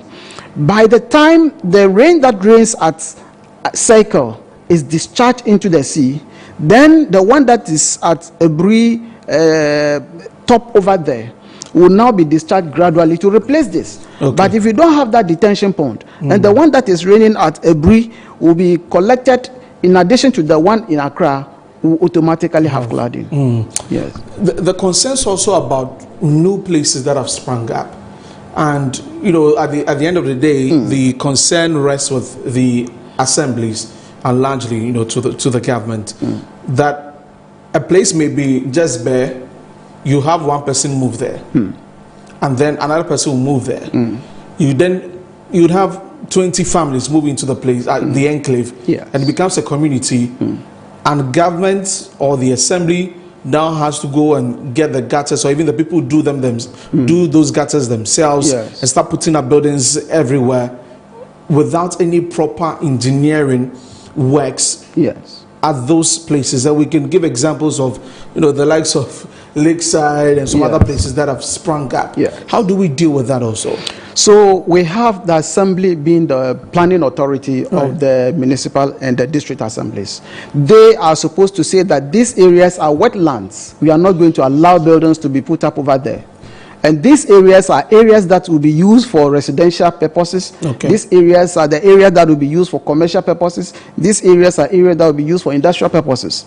Now, when you finish the design, the LI 2465 and also the building regulation, the Local Governance Act, Act 936, 2016, provides that whenever anybody puts up structure in these open places, or places that are reserved for community right of way, the assemblies are supposed to go and demolish them without even notifying the people. In fact, Sub-Clause 2 says that they are supposed to be demolished without notifying the owner. And so if these places are reserved as wetlands, community right of ways, and assemblies see them putting up these structures and they don't go and demolish them, I know that sometimes for humanitarian purposes, sometimes you go and you have to engage the people, but you don't allow them to continue to develop the place. If truly the areas are earmarked for community right of way or reserved lands, then you don't allow anybody to put up the building over there. Right. Engineer, we would have to wrap up on this. So just your final thoughts on all of this that's happening in terms of the plans government has to mitigate the effects of the floods. Yeah, let me say that all that is happening, I think that if we are able to put into action all that the government has put in place in the form of a plan, I think the problem will be solved. I know I have seen some plans that have been put in place by hydro department or hydro authority, and the only thing that is left is about implementation. They have even started the implementation. If you go to Cycle in front of commercial towers, there is a very big channel that they have constructed. I understand very soon it will be completed. But then, because it is not completed, the layout and the movement of the drain, it's not working well. If everything is done perfectly, then some of these problems will be a thing of the past. Thank you very much for your time this afternoon, joining us here for this important conversation. Engineer Wanda Darvoh is president of the Institution of Engineering and Technology, Ghana. Right, we're getting into a conversation about the Black Stars and the elimination from the 2026 FIFA World Cup. We went out there to engage some Ghanaians on what they thought about the campaign of the Black Stars and what's the way forward really. Fujon Kote joins me next, but let's listen to what some Ghanaians had to say. Honestly speaking, the Black Stars did well. It's good. The coach, he has done his job. It was a 4-month contract, Carlos, and we are on the 3rd month and he has bid us farewell. Goodbye to him. Black Stars, I mean, we made it to the round of 32, it's not bad. But one thing the coach should have done is to steady the players well. Can't play Jordan Ayew for like 75, 80 minutes or a full match.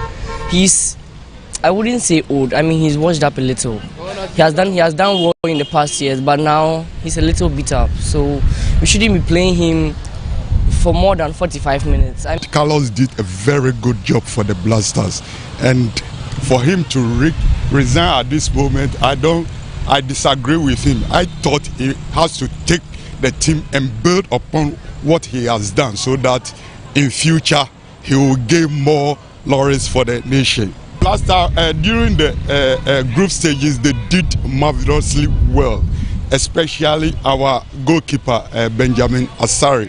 But I believe that football is like a division of labor as well as shifting cultivation. So they have to help each other. During our last game, the performance was very, very bad. Everything from the defense, midfield, the attack, everything went on bad. So I think next time the coach ought to work on it. Ghana coach need ye Canada on the wire dear pa did the Yankase on ya de wire dear pa. But to say changes next sort me you know want me and do baby papa. And ye players nusu omu ya dear pa me kaso munya de me boa. Omu ya dear pa ye kaso bet me omu bobo de adu nimpa de amaye ba de American so my idea. So I want to me bobo no mo yiri mo hu se on pese mo bobo no fuck up no ba yantumi anye coach nu kasa no kasa na dwi on yusu na dwi ye adwuma omu dictate man obi asi fa we hwem fa ye hwem won kasa hwe se omu si atizigi number 1 no ye ko enu obi ahun se Benjamin ya good chain obechi 1-2 matches afa e dey na change no ade your kasa bi say yen change winning team na ade na buy na ko change winning team ni amadwi ni say anka mi pe coach ni on tena no on siesie ba omu manu kwan ono kasa se ne de ekoso nu na ni na nji anu ti na o pese o ko nu first players also omu manu because omu manu kwan nu ti on to me for omu hwem.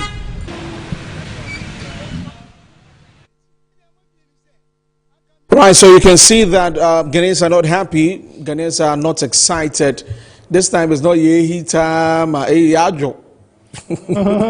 Yajo. We are out of the FIFA World Cup. Last Friday, tell you what, into the night, at dawn, myself and my colleagues stepped out.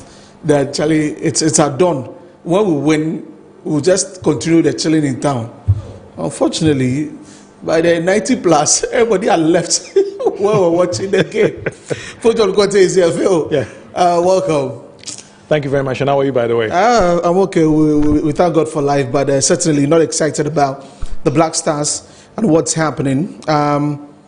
We're hoping that we could give ourselves the slightest of chances to advance to the next stage, but that Colombian game was nothing to write home about. The writing was on the wall. We gave ourselves hope after they managed to win the first game. It was, I think, a massive a mentality of Ghanaians that ensured that they did very well against Panama. But going to the World Cup, we knew very well we didn't have a good team. Some key players like Kudus, Salisu, Juku, all of them were not in the team. So we were worried. They knew very well that team was not compacted, and mentally they were not probably somewhere already. But they played for the coach Carlos Queiroz. Then Ghanaians also rallied behind them. But based on what had happened prior to the World Cup, the Partey factor too was an issue. So I was not expecting much. We only had the opportunity to be happy and excited after they did very well against Panama, but I was not expecting this to happen. There's nothing comes about it. Nothing at all. So on the day, we're very poor. No shots on targets from the team. In fact, throughout the tournament, you can count the number of shots that we played. Players didn't come to the occasion.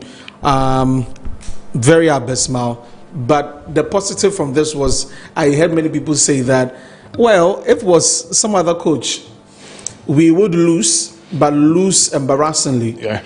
So it could be 5-1, 3-1, 4-1. But we kept it uptight, 1-0, 2-1, and all of that. A draw. A draw. And so people are saying that at least Carlos had an imprint on the team. Like I told you, the boys played for 2 reasons. I'll tell you. I think 3 reasons. They played for Ghana. 2, they played for Partey. 3, they played for Carlos Queiroz. They saw him as a grandfather. You have to, if you don't show respect to your peers or maybe your aunties, your grandfather, you can't do that. So he imprinted his ideas and philosophy in the team. He told them that they're going to play against 11-11. He knew very well that we don't have the materials. So that was it. I'm not worried about what we show over there. There was no way we're going to beat Colombia. The gentlemen from Bogota are very, very good. They could run for 200 meters, 200 minutes without getting tired. I saw the game they play against Congo. I saw the game they play against those from Lisbon, Portugal, and they are very, very good. We just have to be happy that we didn't consider that. So let's come home. We are back home already. We need for a new coach. He says that, okay, I'm sick and tired of this. I can't do this. And let's move forward. We're not the best team to go to the World Cup. We're not one of the favorites on the African continent to have an impact. So let's be happy of what they've done so far and let's move forward. It's as simple as ABC. And so it's because of that that a lot of conversations have come up with Carlos Queiroz. Yeah. The message that he put out yesterday. Yeah. I mean, I read it and I interpreted it as, we all know that he had a short-term contract just for the World Cup, 4 months. April, May, June, July. The World Cup is over for us. So ordinarily, the contract ends, so that is the end of the road for him, right? Okay, so we are waiting for the technical report from the FA as to what really happened when they went to Canada and that of the United States for the World Cup. There is a perception over there that the coach was not happy about things that happen within. We'll wait and see what happens. But like I told you once again, it was on the wall. This is a gentleman that came on holiday in Accra for 4 months. That's it. He's seen it all when it comes to world football. He's been to the World Cup before. He's done club football before. He says that I don't want to do this again. Let's move on. But we'll wait for the technical report as to what really happened at the Blasters camp, what happened during the campaign itself, which player was suspended, which player was punished for stepping out, a whole lot of stuff. And let's see what happens. Whether the coach himself had the control of the of the team fully, we'll get to know in the coming days. But hey, we are back home. Let's reflect on the results that we channel. We're not expecting that much. It was only Ghanaians and other people that encouraged the team that they can do better. We shouldn't be too much worried about the performance of the Blaster, because you and I know very well prior to the World Cup, we're not expecting them, not a single win, but they managed to chuck it. Let's be happy and move forward. What are the positives from the Black Stars journey in this tournament? I think so. New faces came up. The lives of Ajete, who were written off prior to the World Cup. Benjamin Asari sold Ghanaians' image to the rest of the world. And so on field boys, Caleb, Irinchi and Co. did very well. And again, too, Ghana's name was sold to the rest of the world. There's a confusion between the country known as Guyana and the Caribbean and Ghana. Right. We showed to the rest of the Ghana. Ghana is located in West Africa. Accra, gentlemen, we are ladies.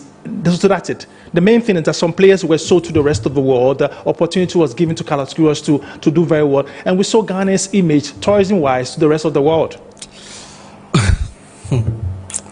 I know you want to talk about it. Carlos is gone.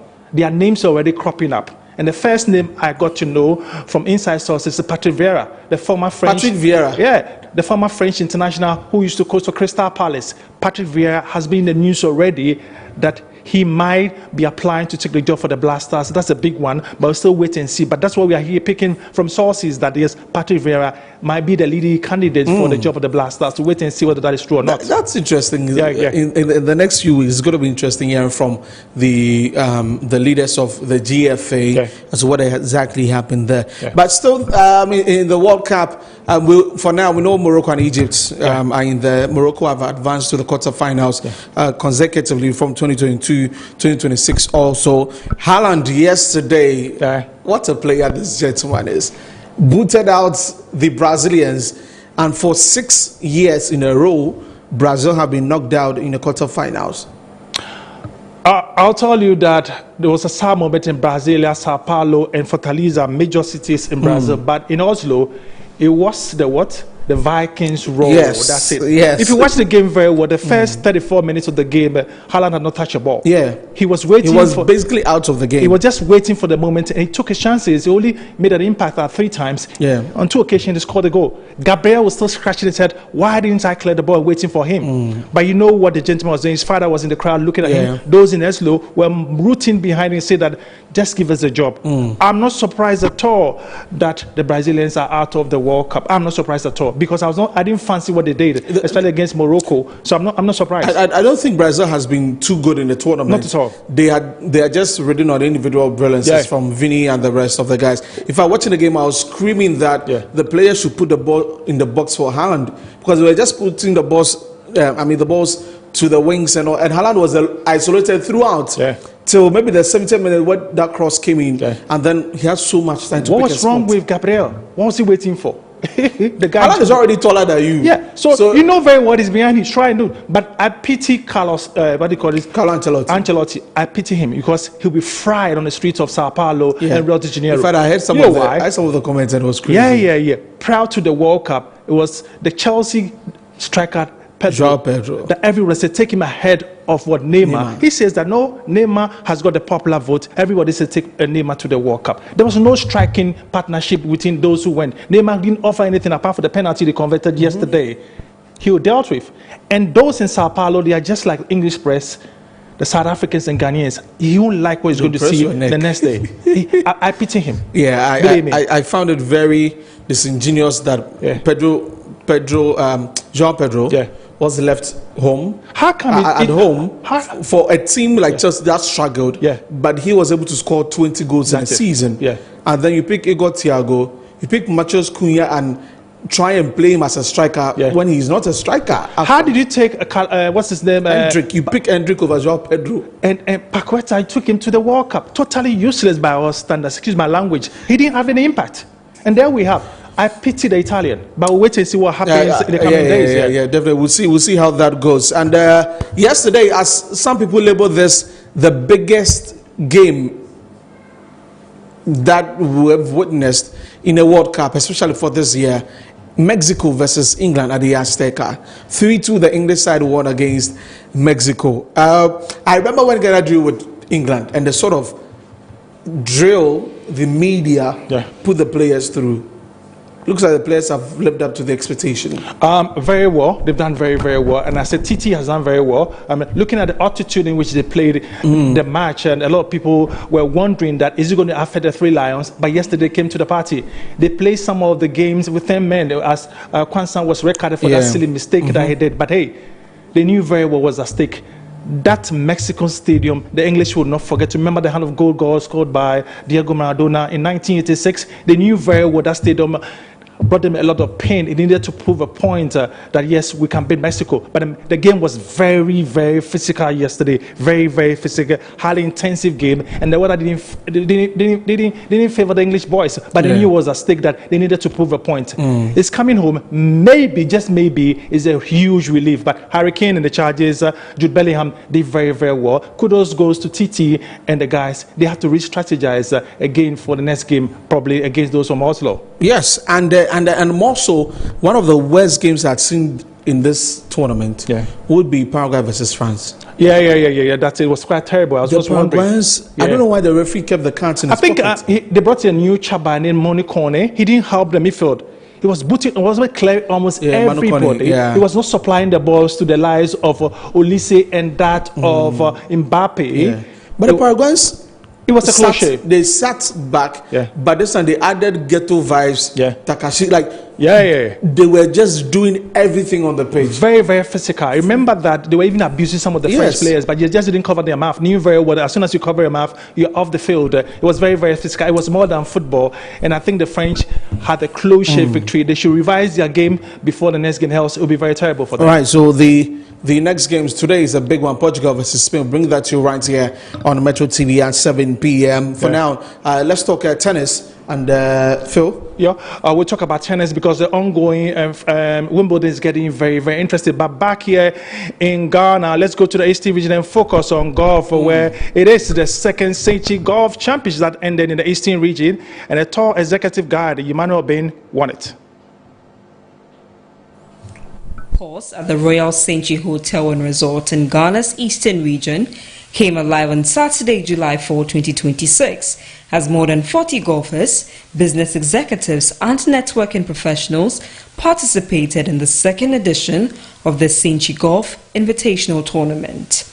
More than just a golfing competition, the event provided participants with a unique platform to combine sports, leisure and business networking in one of Ghana's most picturesque settings. Golf enthusiasts enjoyed a day of friendly competition while building valuable professional connections with fellow players and industry leaders. This year's tournament featured an impressive lineup of prizes. The overall champion received return business class tickets for 2 to Nairobi, an all-expense-paid luxury stay in Nairobi, and a glittering trophy. Other prizes included luxury resort stays, spa experiences, lifestyle appliances, and various rewards across both the men's and ladies' categories. Kenya Airways served as the title sponsor of the tournament, with additional support from Enashipai Resorts, Zena Lodge, Telbeer, Belair, the Glenlivet Whiskey, Awake Mineral Water, and Dusay Cogna. After nearly 5 hours of intense competition on the greens and fairways, Accra-based tour operator Emmanuel Bain emerged as the overall champion of the highly anticipated second Senchi Golf Invitational Tournament. Obin, a member of Buckingham Kim Golf Club, delivered an outstanding performance, recording an impressive gross score of 65 to claim the coveted title. Competing on the Royal Senchi course for the first time, Obin exceeded expectations throughout the tournament. His victory, however, did not come easily. After finishing level with Ghana Golfers Association Vice President Akwesi Opoku, the two engaged in a tense playoff where Ben held his nerve to secure the championship with a series of superb shots. I wasn't expecting to win, but I think I played some good golf today, so I think it's just fortunately for me that I'm privileged to win, especially my very first time playing here in Senchi to win. So I think I just played the range 1 or 2, and then came here yesterday to at least hit some 9 rounds. And then I think that's the only position I did. So for 2 or 3 weeks and some few days, I didn't play golf. I think I guess did well. I've been playing golf at Royal Senchi. This is the first time, and I must say that I'm impressed by the work that the team here have done. The course looks lush, and it's been an enjoyable day walking the shore. So I appreciate everything that they've done here. It's so good. It's about the score, truth be told. I mean, if you play any sport, winning is important. But beyond winning, so golf in particular, it's about the camaraderie, the people you meet, the networking and all that. And led by the sponsors, Kenya Airways and all the others, they've given us a fantastic day of golf and we enjoy it. In the handicap competition, Kenzie Landers topped the men's category with a net score of 50 points, finishing ahead of Ramsey Daniel, Nash Enchi, and Akwesi Opoku, who placed second, third, and fourth, respectively. The ladies' division was won by Ghana Golfers Association ladies coordinator Kathy Fabi, who amassed 57 points to finish ahead of Ehumayaba in second place. Flora and Letitia Mponta-Mensah completed the top 4. The auxiliary contest also produced exciting winners. Kenzie Landers and Letitia Mponta-Mensah claimed the men's and ladies' longest drive awards, respectively, while Richard Toku.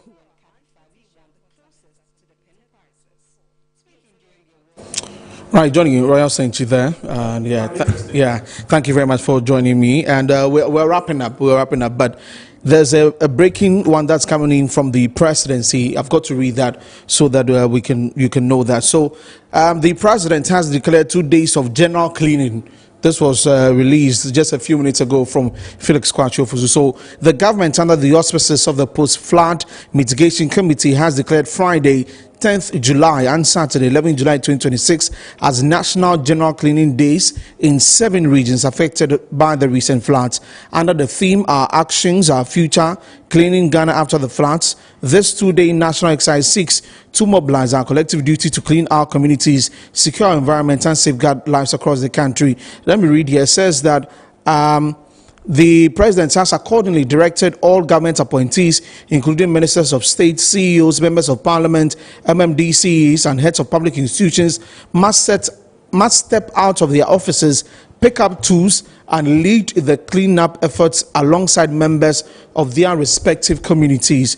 To ensure a structured, highly coordinated, and effective exercise, the activities have been scheduled as follows. Friday, 10th July 2026, personnel from all security agencies, MMDAs, and waste management companies will commence the cleanup.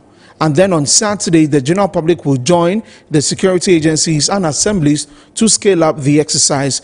During this 2-day exercise, efforts will be heavily focused on desilting choke drains to ensure free, uninterrupted water flow, sweeping and clearing sand, weeds and debris from major roads, cleaning up public spaces including markets, lorry parks, recreational parks, and communal waste collection points. So these are this is what is out from the presidency. So Friday and Saturday, National Day of Cleaning.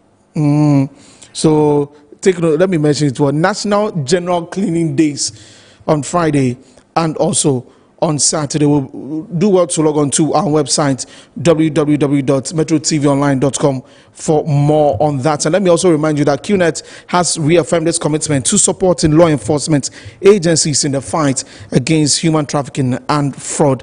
And the communications officer at the QI Group, Ramya Chandrasekharan, says that Metro TV, insightful and inspiring moments. The world's biggest football festival is here, and Ghana is watching together. This June, the Ghana TV Consortium brings you the FIFA World Cup 2026 live and free to air on GTV, Joy Prime, GTV Sports Plus, Adum TV, Wezo TV, Metro TV, UTV, Original TV, Garden City TV,